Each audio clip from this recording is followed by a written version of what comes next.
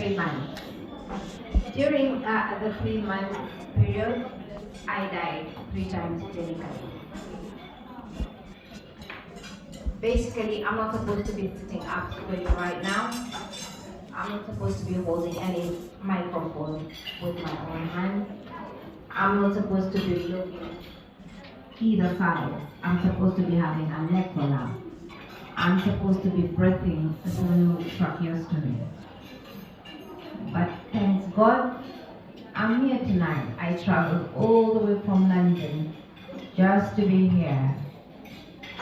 I am really honored to be here because this cause really touches my heart in a way that I cannot explain. As the lovely lady explained, as a disabled person, you have many hurdles. One is your disability, your condition, either born with or it occurs to you in your in your life. What is life? I ask, or rather I was asked by a clever doctor. He thought my life was not good. I asked him the same question. Doctor, what is life? He told me life is beautiful. Life is amazing. Life is wonderful. I used to think the same before my disability. But you know what? Now I say life is what you make of life. If you choose to make your life beautiful, if you choose to make your life wonderful, if you choose to make your life miserable, you are the driver of your own life. You pray to God, put your trust in God, and you take charge of your life. To all the mothers, all the families that have disabled children, I'll tell you, people, be proud of your kids. Flaunt them to the world. They are supposed to live. That is their life. Don't take their childhood life because you're afraid of what that community will say about them. Or rather, what the community will say about your family. Be happy, be proud. Anybody who who becomes disabled when they are old, take charge of your life. I am a businesswoman, and I say disability is an ability. And disability does not disable dreams. If you have a dream and you are disabled, well, you will do that. You will you reach your goal. The only thing is, you will do it differently. Slowly, but you'll get there. Never give up. The sky is your limit. I became the first person to launch adaptive wear and take it to London Fashion Week.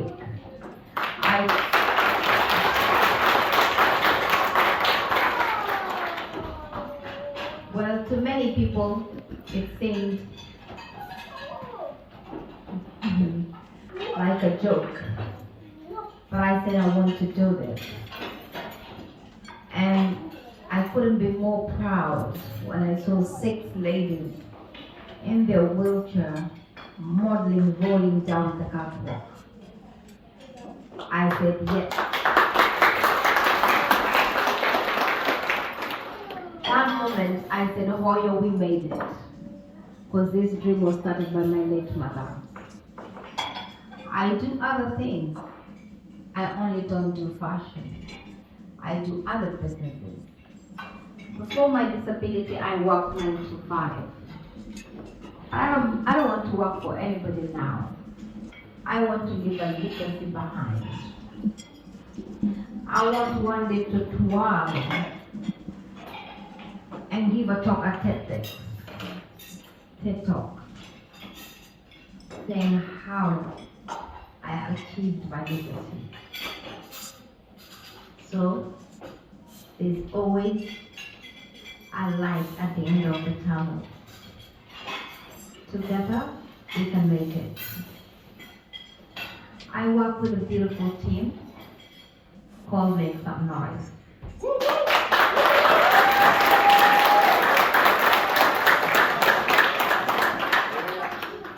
And we have made our mission to make some noise within the Somali community and the wider society. We will get there with integration and making some noise. Thank you very much.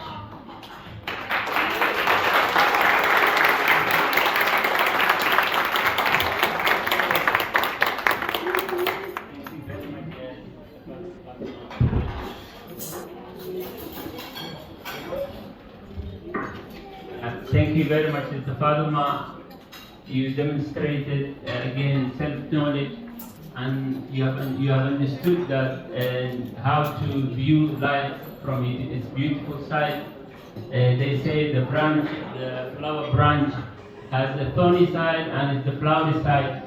You have shown us that we need to look at the flowery side of our life.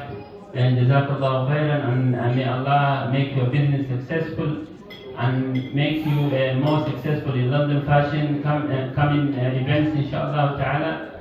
And barakallahu feek, inshallah. Bye.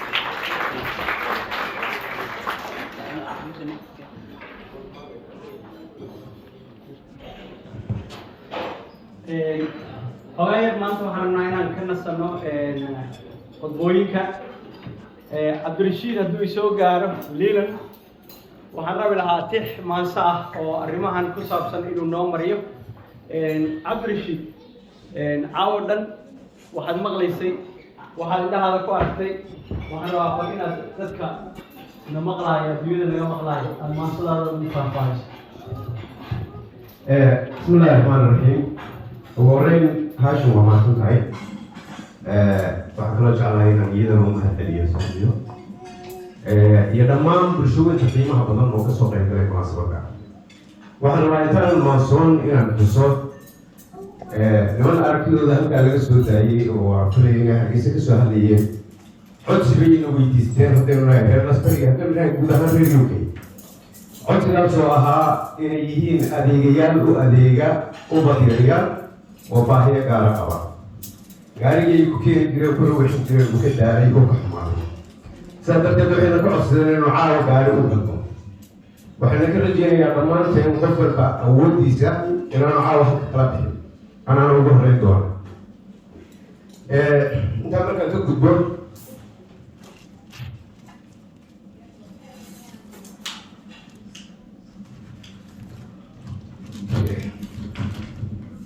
waxaan jeclahay masafo yar ama maanso yar qofka siduu u yaqaano inaan dareenkayga ku cabiro hawshatan iyo barnaamijka daryeel Autism. haddaynu nahay addoomo ilaahay uu abuurtay ubadna ku ibsaaqay waxaa laynaga rabaa in dheeri ogaansho inaan lahaano. adduunka intaan ku noolnay inay ka jiraan amuugo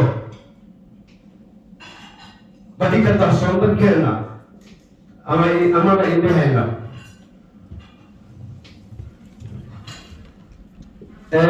raalli ahaada hore barnaamijka waan ku yar qiirooday, khaasatan walaashii Faadumaan aada ugu qiirooday khudbadeedii ay imanka ugu dambeysay.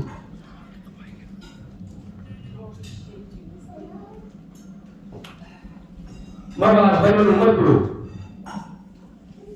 inuu ka mid yahay Autism umadkeennii asiibay, inay tahay in la gaara inay aynu ku eegno daryeelo oo weliba ummadeenna u miciino, ogaansho u lahaano, iskuul lagu samayno, iyagun lagu daryeelo. u baahan waqti fiican extra time si aynu ugu dhisno aqoonta oo aynu kobcino aragtidooda, si aanan wahayn asaargood u helaan aayatiinka mustaqbal wacan oo ifaaya. inaga uga mas-uula wixii iyagu aanay awoodin ilaah نبيعي أنسينو في ركعة أريا برماسكين السلام عليكم ورحمة الله وبركاته. Thank you very much, brother. One of the things that connected us to one of the problems that we had is that the Somali, we suffered from identity crisis when we came here. But one of the main things that helped us is the Somali literature and the Somali poem, and that helped us to find ourselves. And Somali poem plays a greater role for us to find ourselves and to feel self-knowledge. And without the songs, Somali songs, and the Somali poems and Somali literature, most of us would have been difficult to balance between the culture of England and the culture of Somalia, so that to get in equilibrium places.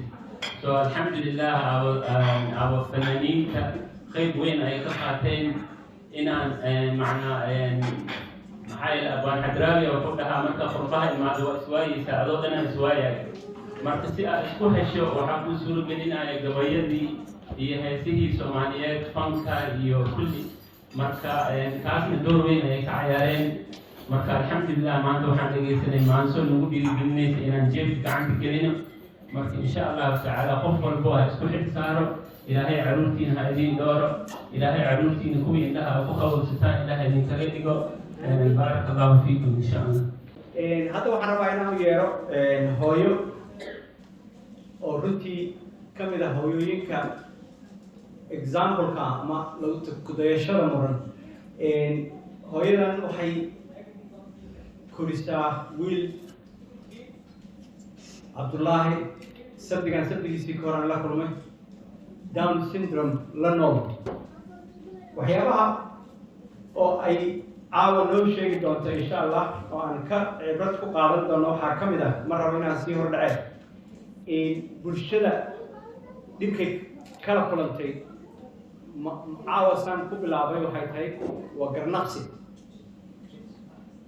dadkan aan aniga ka mid ahay waxaan gar idiin dhiganay waad maqlayseen intii la hadlayo dhan mar rabo hadalladii oo dhan inaan ku celiyo balse garta waa idinku socotaaye بني آدم ونرجعيسته. I would like to present our not new, our very advocate and exemplar mother of a child who lives with Down syndrome.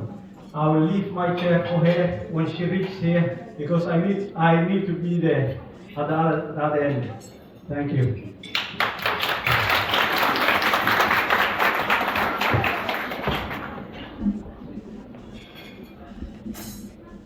السلام عليكم ورحمة الله وبركاته. وأهلا وسهلا مستر أبراهيم ملست مخلاص. ما يبني جدا سنتا عليك صاصم على الميك سنويس تيمان على الموكي ملست مخلاص لأن رست You know what? ما أقدر أقول وين أبراهيم إلي شيء لا Make some noise! Make some noise too! بسم الله ما شاء الله. عاوة ماشي وحاول ولا جيتين. There's the reason why we're here. عاوة هدانا تنقوا أنا خالد نورشينا موالو خالدين حتى إلين شيء. والله يقول أن هدانا سان عاوة هو وهي لسه شيء يوهي دعتين. But tonight is a new night for you guys. If you don't change it, you will never change it. What are our amazing people? So you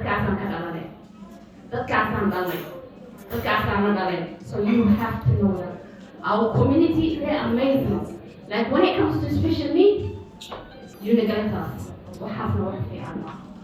نقعد نجمع اسمعنا لها. I'm from all the way London, East London. عاو ماشا وحكي أنا وحير معها. I support every child and every adult who has a special need. I have a son who is a 15-year-old Down syndrome cover. شان عروض الله يهمك يقولون سواي. وحياة يوقف أي كم كان عندك نخدم. In our community, the burden of fiican aan ku jiro at the same time idinkoo fiican ayaa dadka mindi ku dulaysiin waa inaa idhahdin oo qofkaas way fiican tahay mogtaha way fiican waa agadaasheeda inaad saaxiibadeeda la igu soo xamiitiin aadineen waa tii cunugiisa aybalka qabtay waa tii cunuga carabeysa qabtay alla cunugaas ilaaha cirka ka soo gamay subxaan allah you know if we had a choice you know waxaa choose garaysanayaan like this is a gift from God why don't we appreciate what Allah gave us why Somalia maxaa khaldan there's a lot of things that's not right about it honestly speaking sometimes we think we are perfect but we're not no one is perfect ilahay shantaas for a different way there's a reason why we're different there's a reason why ilahay shantaas for a different way so bin aadamkiina waa sida maanta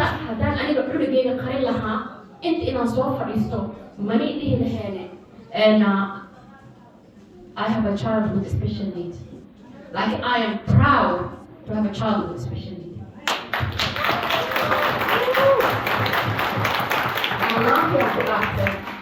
he changed my life in a lot of ways I learned a lot from him ever and when you give that child more chances and more time waxaa ka baranaysa laakiin if I neglect my child and I keep him inside the house all the time wax ma ka baranaya childgayga haddaan dhahay waa lagugu cayna haddaa cunugaa banaanka u saartid that child will never learn outside walaalayaal oo ilaahay ka cabsada bini aadamnimada ma aragtay waa shay muhiim ah when you look after someone waa shay muhiim ah whether he's disabled or not disabled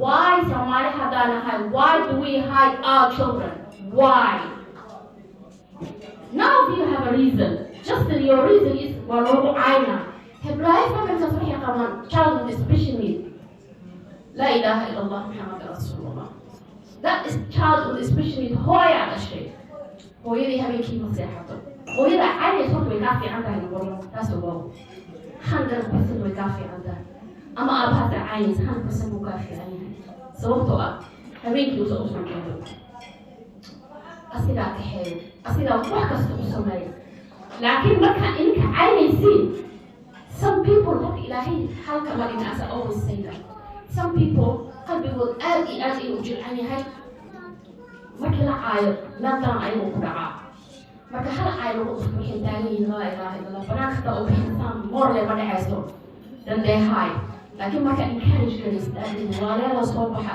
let's go mamointaas casha aadin they're not different from other moms hain yani hootiya la ilaaha illallah taas goormee soo baxaysaa waa ogtii gurigeeda soo u yaala basay u taaleen but still she needs the time out hadda in islu after galaysin ilaahay wuu u after galay hadda caruurtaas alaalisiin ilaahay wuu u adaalina caruurtaan waa shay muhiim ah imagine maanta qof aan haysanina jirto millions of pounds in life dollars, whatever. They don't have children. He especially needs the adolescent. Oh, disabled have life and have a cover. That's how they will imagine that. Look at that. Look at the proud people, my sister, and all of those people who are here tonight. Look at that. That can neglect greatness in mind, the mission talented, make some noise for them. That is happening. Somali haddaati maanta abaay hadda isqarin lahayd she wouldn't be here abaay hadda isqarin lahayd she wouldn't be here maanta meelay gaareen because they come from a good background I tell you that because they never give up if you don't give up there's always hope rajada is out there but you just need to see anaga waxaa dhahaynaa Ibrahim ay caawinaad raadsato maxay caawinaad raadsan if she cannot come outside because of you guys ilahay maskaxdan isku dadka dhan ku halma ka dhigan some people are really easily meel daran ku akhraa marka ittaqi illaahakum walaalihiin alaasada caawa haddaan lesson ku baranintaan reer lester iyo ummadda caalamka inta imaqlayso dhan haddaanan baranin lesson with the kids with especially in parentskooda noloshiina wax ma hagaagaya waxaan usoo jeestay aabayaalka aabooyin caawina hooyadiina أبوين عاون ولاشينا أبوين عاون حاسكينا if they have a child with special needs we understand واش شقيسين time بدل هايسين لكن شخص يقول بخلط وستة جبال تاخذت وموتت وستة جبال هذين كبرنين تاخذت. We know you are tired. أديكوا دارين حفظ الصور قريب. هو يعطينا اللغة في الجري وضيعنا. حاسبين أو كي ما تقولنا شو شقية موتر بيستين لون. وحنا بحيرانتها هاي understanding each other. إسنا الشقين أيضا بروق دعينين أيضا خيالات دعينين. هذا هو يدي أبغى اسم الشقيان. A lot of things that child can improve. So وراكي أنا هاي. إلمها they can sense you. حتى حدين حد لينين ويقول درين هاينا. مركا. Me and my team are here tonight. So, Prayer Leicester and everyone in the world, open your eyes for kids with special needs and adults with special needs. Man, strategy, who guarantee you can be forever like this? Any second your world can change. Any second. Man, خفت عايز ما توصل على البريس سكاي عفي. بعد أخبار صوصة ما يصير. So, مركا هذا سكولة دعية. رمضان تقول موسى سارين هذا سكولة دعية. عرفتي هلو دعية. إن شاء الله تعالى وحقلي رجينا شكرا كبدنا سميسين. So make some noise for Leicester.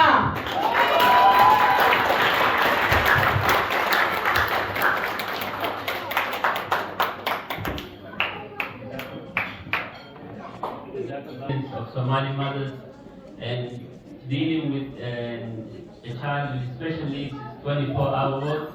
Plus the stigma she faces from the community. So she has to have a hard skin and to tolerate all this and raise her child. And she says that she learned a lot from her child that made her character stronger and more assertive. And she asked for collaboration between the mother and father. And most of us we focus more on the physical side of the child. But we also need the emotional nutrition for our children. That makes them, inshallah ta'ala, more stronger, good social skills, and they will be the leaders of tomorrow, inshallah ta'ala. And inshallah, we will see a Somali mayor in Leicester, inshallah ta'ala, if you work together with your children and you build them emotionally, inshallah ta'ala. Our next guest is Sister Zara Ali. She's a teacher with special needs and who has more experience and who has worked with Somali kids and other kids as well. Please welcome to the Jazakallah khair.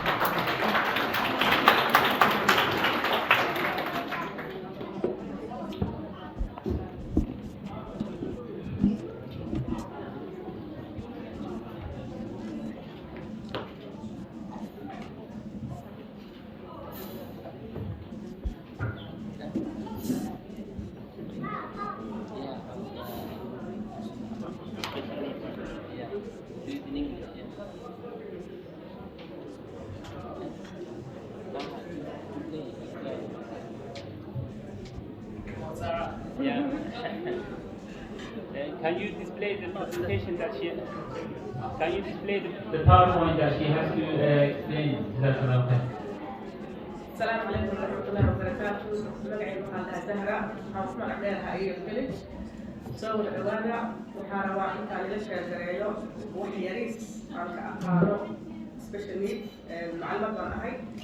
عاشقينا يكون يتمركز على الوجود الرئيسي الحمد لله different type of special needs عاود حكينا وحياريس about communication and autism سوى effect كريسة. إن شاء الله if we look at the next slide different ways of how to communicate or how communication affects children or adults with special needs. waxyaalaha dhigo ilmaha mise adults with special needs waxaa ka mid ah dadka ma fahmaan iyaga markii la hadlaayo hadalkooda lama fahmo taasina waxay markaas keento yani keeni kartaa mise ay dhibaysaa intay bulshada soo dhex galaan maadaama ay qaladka bulshada intay soo dhex galaan waxay u baahan yihiin si kale in looga caawiyo si ay noola xiriiraan ha ahaato makaton ha ahaato kale text sawirada ay isticmaalayaan ha ahaato kale non verbal body language sida uu dadka ay uga hadlayaan waxyaalo badan oo waxaa jirta soomaalida maasha Allah ku dadaalo laakiin soo kale hadda ilmaheena oo autism oo kale hadda markii aan la kulmi kareynayno maadaama hadda wadanka inaan anaga lahayn mise inaan kusoo korin oo nagu culus hadda tusaale ahaan camal hooyooyinka aan la shaqeeyo kale markaa loo dhigo sawiradan mise communication books passport books sida loo kala yaqaano waxay ku leedahay haweenka cunugeena dhagool ma ahe maxaa maanta cunugka la dawadayaa taas inta waxaa keenayso maadaama inaan fahansaneen يعني عنده جانب سويته سووا هي جسمه وهذا ويهاي عطف وهذا لها إن شاء الله ثلاث كذا وهذا في النص. The next slide, please.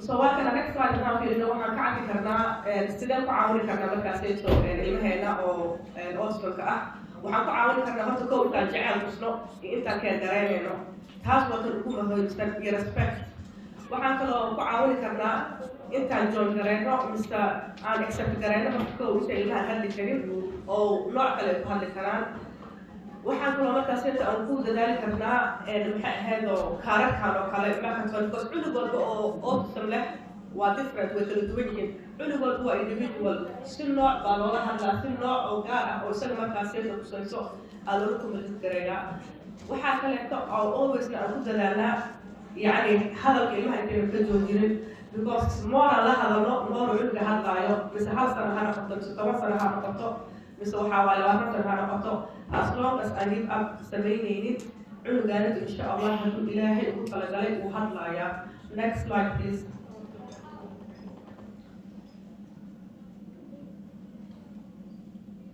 Next slide, please.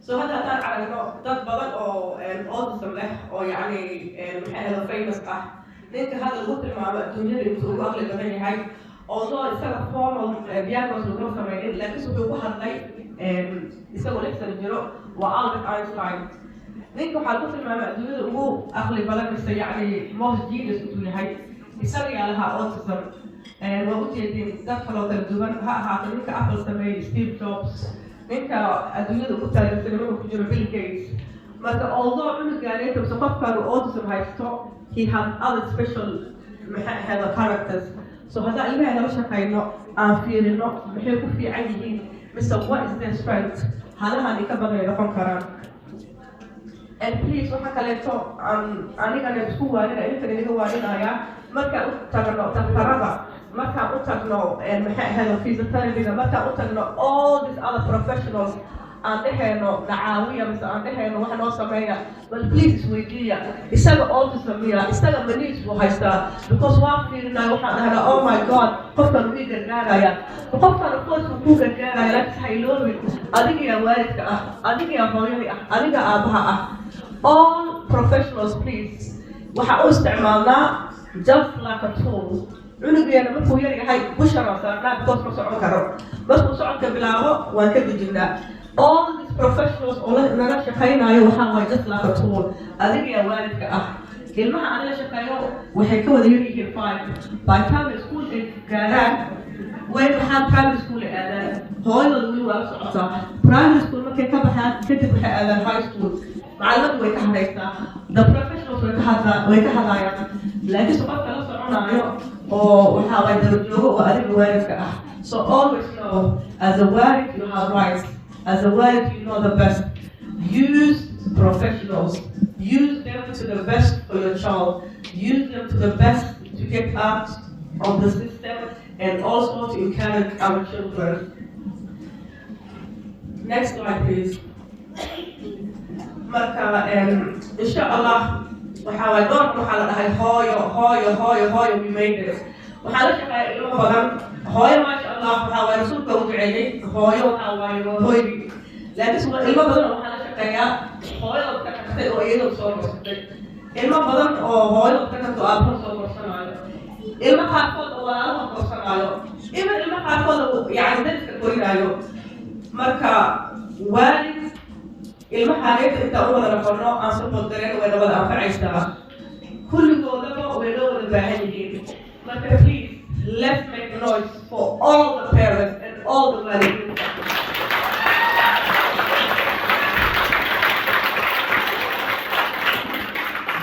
marka insha allah waxaan iga tagayaa war lema wadayno waalid doolar iska wada dhigeena waalidiinteena wiileena. السلام عليكم ورحمة الله وبركاته. Good evening, ladies and gentlemen. My name is Amar and I'm Abdullah's younger brother. Tonight we are here to support Daryel Autism. Daryel Autism helps all autistic kids and shares awareness. Autism isn't always visible, but it's split up in many parts and could have a person that's good at so many things but struggle at making friends. This is where daryel Autism comes in and helps children in so many ways. But the problem is with the people, some people. So why do people disrespect those who have autism or any disability in that manner? I wish that autistic kids can find their way out of their parents' shadow and step into the world. Many celebrities and scientists are autistic and have contributed to the world in the most amazing ways. Now autistic children need to make their mark on the world. Let's stand up for our brothers and sisters. I wish that all people of disability can be accepted. I wish that all people of disability can be part of society. I wish that all people can do their best and not be disrespected for their disability. I love what daryel Autism is doing here, and the Make Some Noise team would love to be a part of it and stand side by side and hand in hand. I have some final words. Disability is not a curse, it's not a burden. Focus on the ability, not the disability. Move forward and don't look back.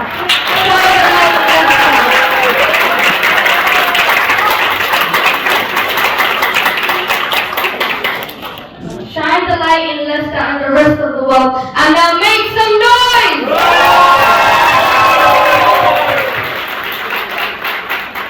Jazakallah khairan, Umar Abdul Hamid. Thank you very much. And Abdul Hamid, he spoke about daryel. Daryel is 1 year old, and as you know, a child when it's 1 year old, it crawls and it needs some help. And they take as a metaphor a little bird when it learns how to fly. The big birds come down to help them because it flies and falls, it flies and falls. And the bigger birds come to make that bird fly. So you are the bigger birds and daryel is the small bird. So please help. Jazakumullah khairan. Sida idin sheegay daryel waa halkan ay jirtay marka sida ogtihiin canuga yar waa wuxuu u baahan yahay kaalmo marka aragtiin shimbiraha yaryarka ah markay rabaan inay bartaan duulitaanka kore u kacayaan waa dhacayaan waa la kacayaan waa waxa soo dega marka shimbiraha waaweyn oo u suurgelay inay duusho marka idinkii ayaa ah shimbirihii waaweynaa oo u suurgelinaya daryel inay kor u duusho marka insha Allah taala xil iska saara ilaahay caruurtiina ha idin dhowro ilaahay caruurtiina kuwii indhaha qowsta inaa idinka dhigo magaalada Leicesterna waa magaalo lagu yaqaan martigelinta waxa waaye qiim lagu yaqaan Soomaalida dadka aabahayga wuxuu dhihi jirtay dadka xoolo raacatada ah marba meelay degayaan ayagoo aan sahay wadanin markay degaan 3 beri ay joogaan ay ka tagaan wali oodkac lagu sii darayo kusii jid maraan sahay kale marka martigelintiina aad ayaan ugu faraxsanahay.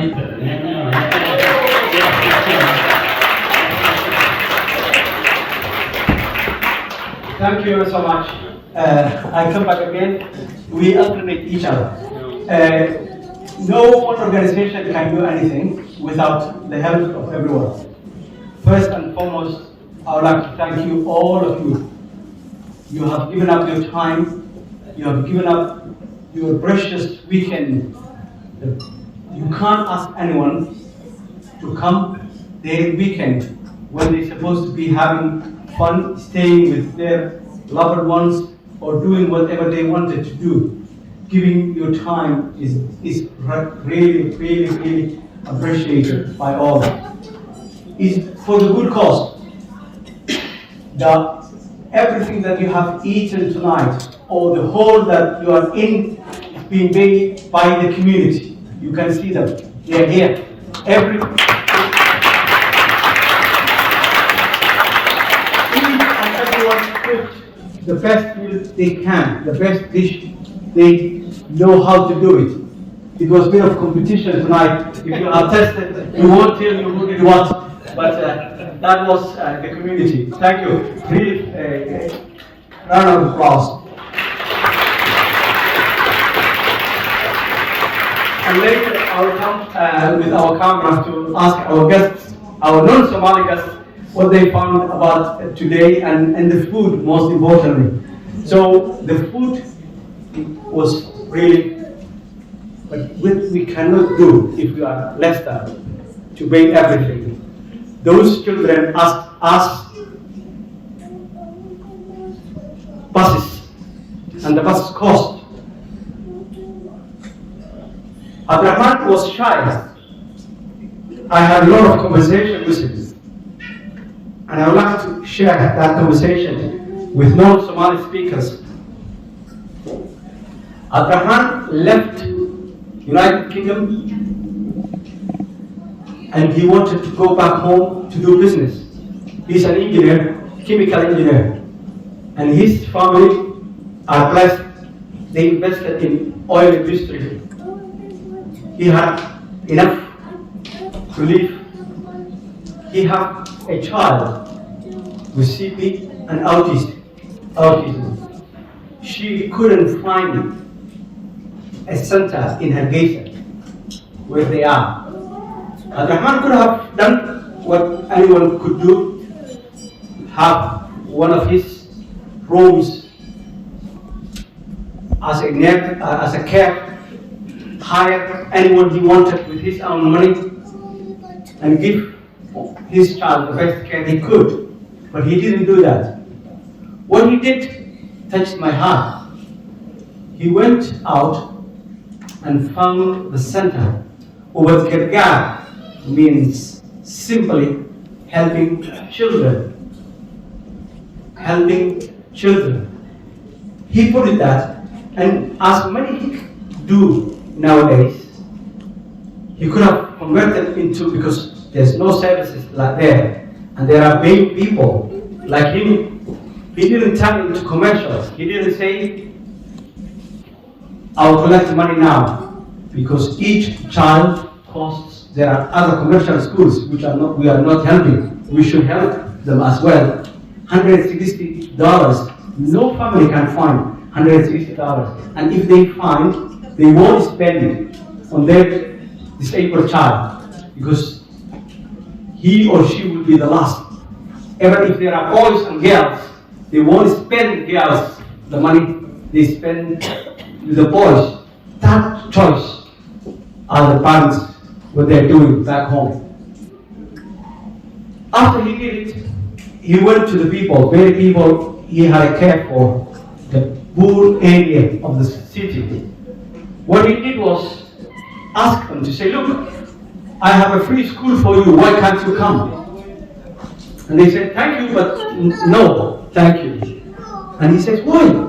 They said, we cannot bring them to school, because if we take the bus with our children, the driver will stop in the middle of nowhere and chase us out of the bus, because our children cannot sit still, and that's cool. And they said we cannot afford taxis. Each tax each day cost around $2. They don't have that money. So he had to buy buses. The bus that you just saw, second-hand one, and they start benefiting the center.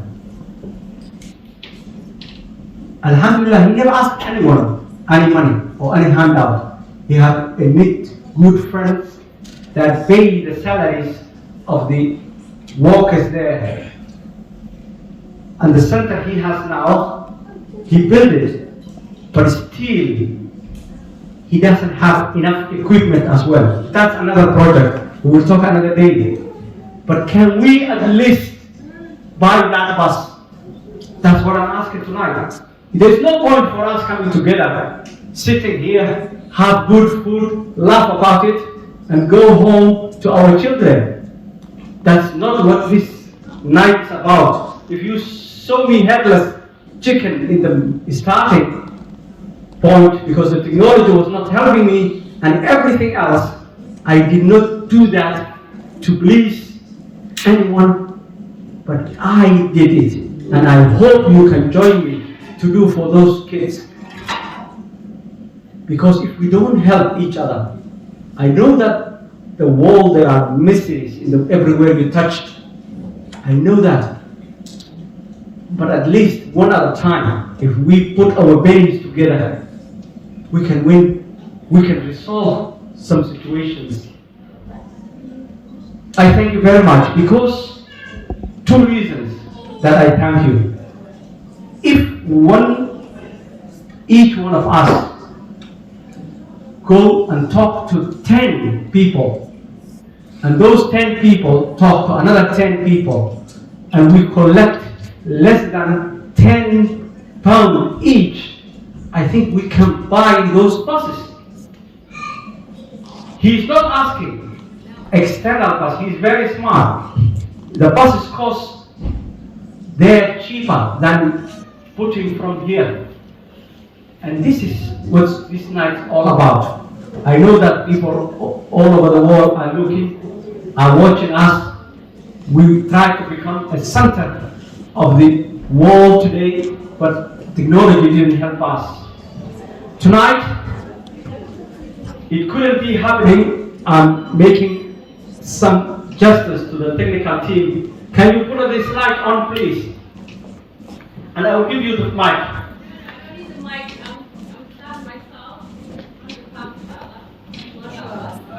101. Thank you very much.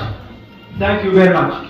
And so far, the biggest donor is from Canada. They are not even here. They were watching from Facebook, and they donated 1,000 Canadian dollars.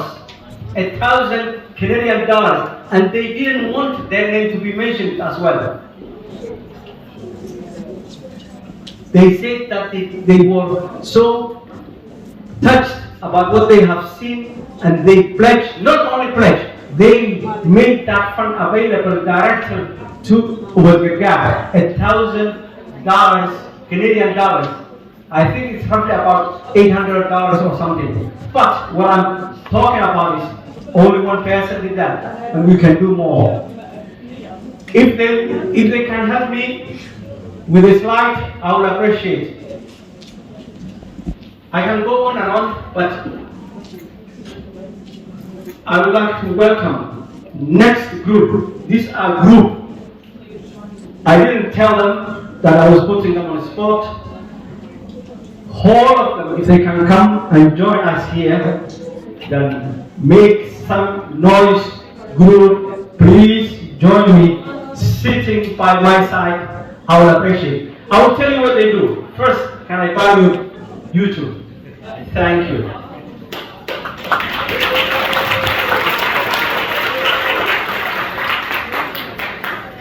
I come to know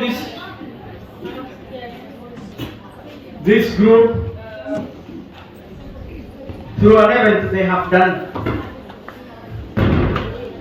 What have touched me is their generosity. Don't put it on the mic. I'm very loud. Thank you.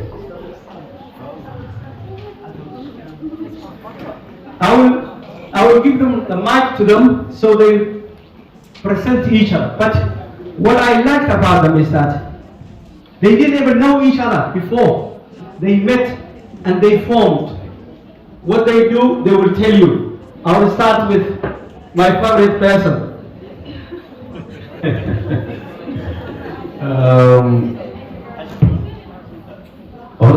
It's been pleasure watching all of you guys, and I think all the credit goes to the organizations, and especially to all the females I've seen here, all the mothers. I think the men, they eat the food and they left. They didn't want to pay, so all the credits goes. There's some here, so yeah, that's fine. My name is Fahad. I'm part of this amazing team. It's called Make Some Noise. Like the brother said, we didn't know each other. It all started from Nejma's house. One day me and Naeem was at the house and she explained to us in terms of, guys, let's listen to each other please. Thank you. Yeah, she explained to us about Abdullahi, and then from there on we got involved, and then we organized an event in London, and then we moved to Birmingham, and today we're here. Our aim is to make a lot of noise globally, help the mothers. We focus to the mothers and the fathers, but mainly speak to companies, renovate mothers that have special needs, their rooms, and go on and on. So I'm not going to talk, I'm going to pass the mic over to the next player. That's our aim.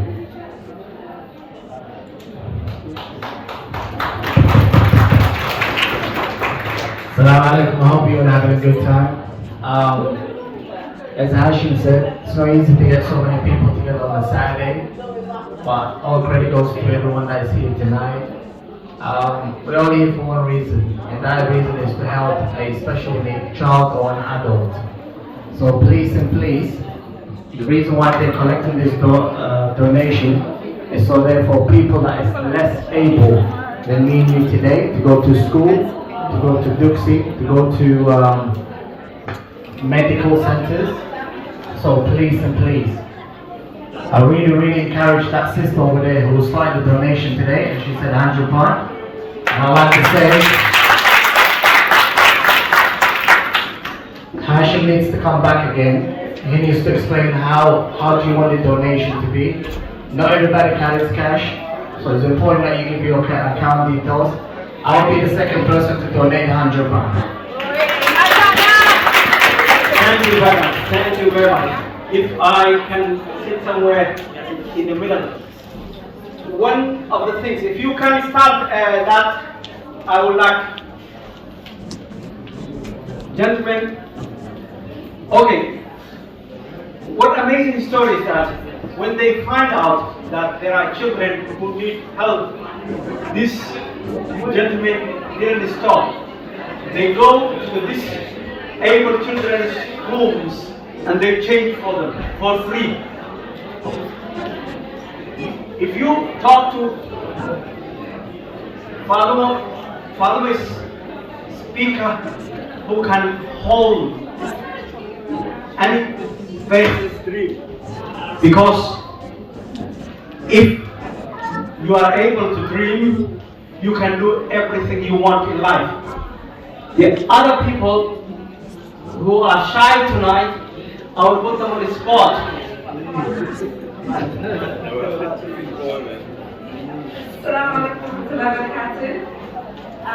Thank you all for inviting us today. It's an absolute welcome. Daryel, what they're doing for the community is amazing. My team, let's make some noise. We're here to shine a light on children and adults with special needs. We want to make sure that they have a safe and nurturing environment, and we want to bridge the gap between the community and professionals. We want parents and adults and children to be able to come together as one, and that's why we have our team here. And inshallah, Daryel Autism will be working hand in hand, hopefully, with future events. And if you want to contact us, let's make noise on Instagram, and we'll be able to work together as a community. And yeah, thank you so much. I didn't forget your question. There is GoFund, which we will share soon. There is a Hawala system that you can directly send the money to Gagar without transiting anyone. You can use wall remit. You can trust anyone in here, and I have the assurance of the people who work in this industry. If you make a reference like daryel Autism, they will not take a commission on it. That's the assurance that I was given.